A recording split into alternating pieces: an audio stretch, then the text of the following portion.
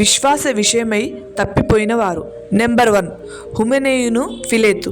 వీరి గూర్చి పౌలు గారు మాట్లాడుతూ, వీరు అపవిత్రమైన వట్టి మాటలను మాట్లాడి భక్తిహీనులుగా మారి పునరుత్థానం గతించనని చెప్పుచు సత్యము విషయమై తప్పిపోయి కొందరి విశ్వాసమును చెరిపినవారు. నెంబర్ 2 యన్నే అంబ్రే అనువారు కొరహు సంబంధులు మోషను ఎదిరించినట్లు వీరును చెడిన మనస్సు కలిగి విశ్వాస విషయంలో భ్రష్టులై సత్యమును ఎదిరించిరి.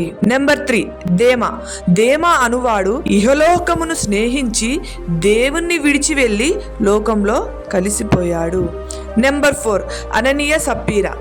ఈ అననీయ సప్పీరా అను భార్యాభర్తలు పొలం అమ్మిన తరువాత వచ్చిన ధనం విషయమై దేవునితో అబద్ధమాడి చనిపోయిరి. Number 5 Alexandru. ఇతను పౌలుచే కంచరివాడుగా పిలువబడ్డాడు.